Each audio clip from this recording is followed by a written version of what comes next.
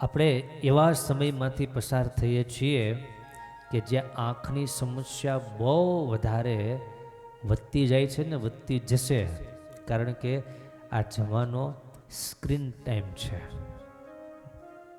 આજે mobile, laptop વગેરે વગેરે બધું આપણે જે ટીવી વગેરે બધું જે જોઈએ છીએ એ સ્ક્રીન ટાઈમ છે.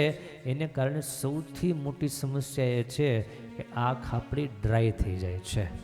ભગવાને આ આંખમાં એવી શક્તિ મૂકેલી છે, ઓટોમેટિક એને પલકારા લાગે, એ પલકારા લાગે છે એની હારે હારે એક લેયર આપણે આંખ ઉપર, કીકી ઉપર આવી જાય છે, આંખને સુકાતી બચાવે છે.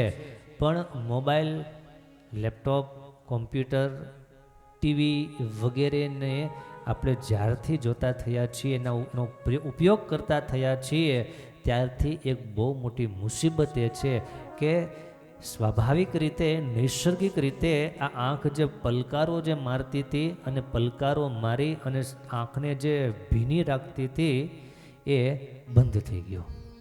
પલકારા બંધ થયા, સ્ક્રીન ટાઈમ વધ્યો, એટલે મોબાઈલની સામે સતત જોતા હો એટલે એનું સિસ્ટમ એવી સેટ થયેલી છે, આંખનો પલકારો ચૂકાઈ જાય છે, ભૂલાઈ જાય છે.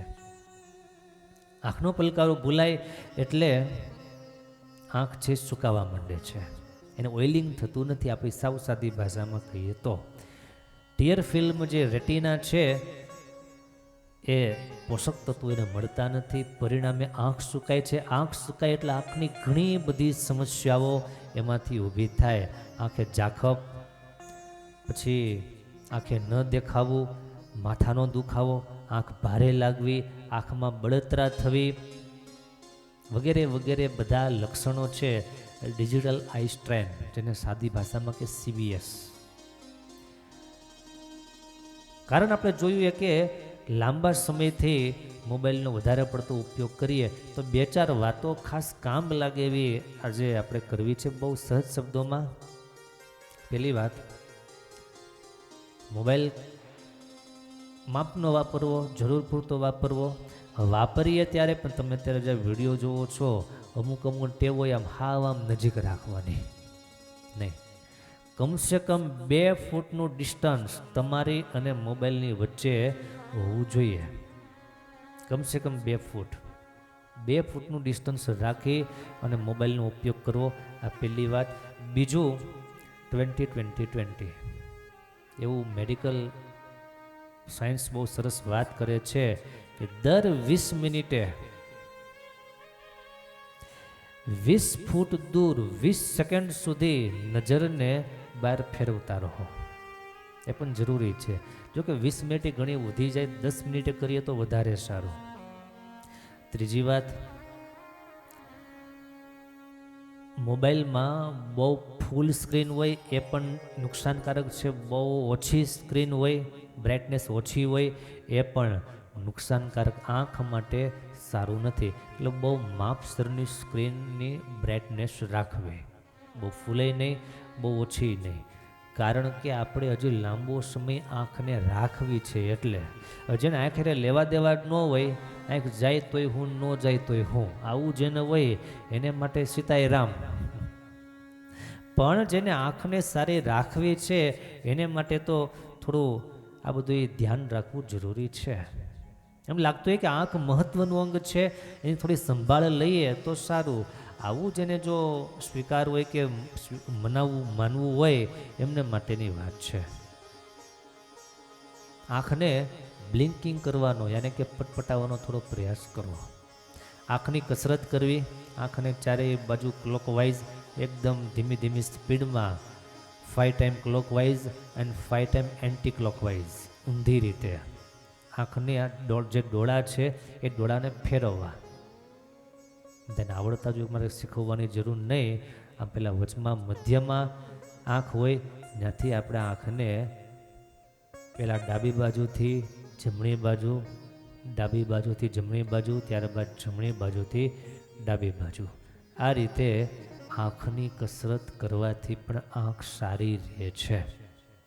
ભગવાને દયા કરી અને આપણને આ બહુ સારું એક અંગ આપ્યું છે. જેને આંખ ન હોય એને ખબર પડે કે આંખ કેટલી કિંમતી છે. બીજું કે એકદમ અંધારામાં મોબાઈલ વગેરેનો ઉપયોગ ન કરવો એ પણ આંખ માટે સારું નથી. બીજું દરરોજ 1.5-2 કલાક કુદરતી પ્રકાશમાં રહેવું એ પણ બહુ જરૂરી છે. અને નંબર હોય ને ચશ્મા ન પહેરતા હોઈએ તો સ્ટ્રેન વધી જાય, માટે ચશ્મા વ્યવસ્થિત પહેરવા. અને યોગ્ય વ્યક્તિ જે હોય, ચશ્માના નંબર આમ તેમ હોય, આંખના નંબર આમ તેમ હોય, બનાવટ જેવી તેવી હોય તો પણ આંખને વધારે નુકસાન થાય. માટે બહુ સારું જેનું પરફેક્શનવાળું કામ હોય એવાની પાસે ચશ્મા બનાવવા.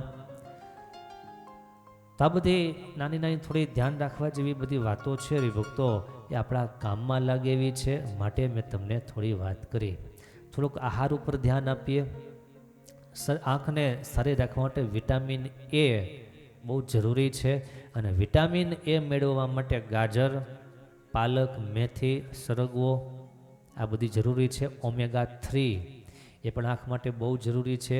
ઓમેગા-3 અળસીમાંથી મળે, જેનો આપણે મુખવાસ બનાવીને જમતા હોવ છો, એ અળસીમાં ઓમેગા-3 છે.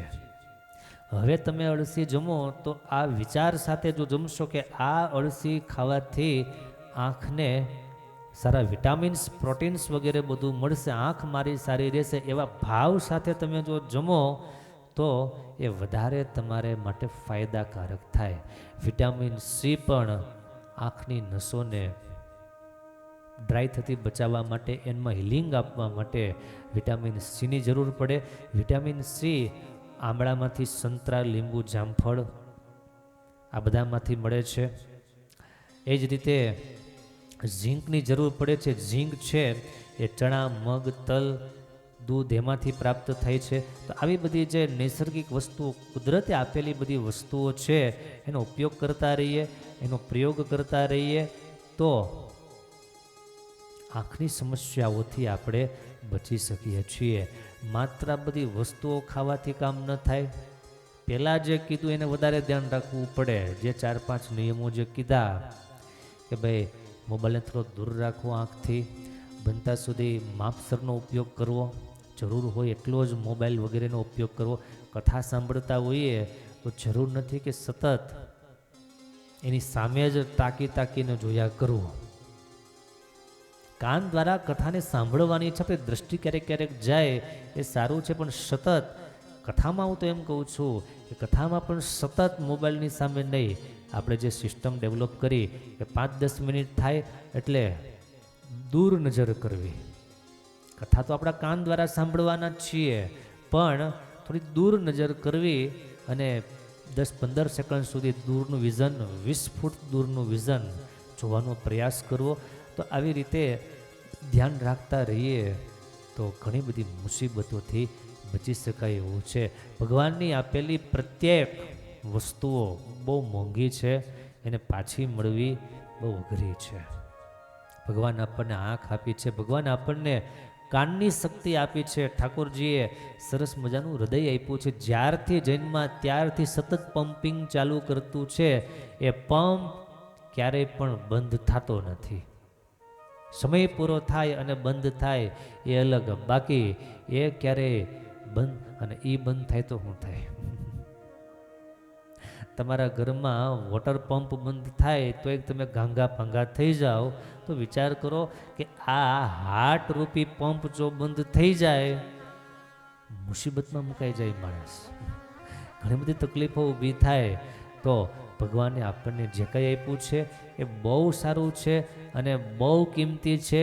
એનું થોડું જતન કરીએ, એનું થોડું ધ્યાન રાખીએ તો એનો ઉપયોગ આપણે વધારે સારી રીતે કરી શકીએ, લઈ શકીએ.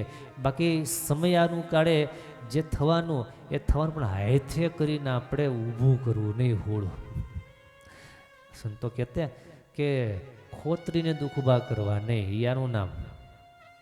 આટલી સમજણ આપણને હોય ને પછી જે કાંઈ હોય એને સ્વીકારવાનું હોય, પણ અવળાએ કરીને, ઊંધાએ કરીને અને ગમે એમ મોબાઈલ વગેરેનો ઉપયોગ કરી અને આંખને ટાળી નખાય નહીં. થોડો પ્રયાસ કરાય, લાંબો સમય આપણને કામ લાગે એવો આગ્રહ રખાય અને એવી તૈયારી પણ રખાય. ખોરાકમાં જે 4-5 વસ્તુઓ કીધી અને 4-5 કસરત આપણે જે જોઈ ધ્યાન રાખવાના મુદ્દાઓ છે એ બધા ઉપર ધ્યાન રાખીશું તો ભગવાન આપણી આંખ ઘણી સારી રાખશે. આંખ સારી હશે તો ભગવાનના દર્શન કરવા થાય. ભગવાનના દર્શન કરશું તો અંતરમાં ઉતારવા કામ લાગશે. અંતરમાં મૂર્તિ ઉતરી હશે તો એ મૂર્તિનું સુખ સદાયને માટે આપણે લેતા રહીશું. પણ આંખ જ જતી રહેશે તો ભગવાનના દર્શન નહીં થાય. ભગવાનના દર્શન નહીં થાય તો અંતરમાં એ મૂર્તિ ઉતરશે નહીં, એનું સુખ નહીં આવે. માટે પણ આંખને સારી રીતે જાળવવી, જતન કરવું અને ભગવાનને પ્રાર્થના કરીએ કે ભગવાન બધાને હાજા નરવા રાખે. ભગવાન એ બધાને એકદમ તાજા માજા રાખી અને પોતાના ધામ ભેગા કરે એવી મહારાજના ચરણોમાં પ્રાર્થના કરી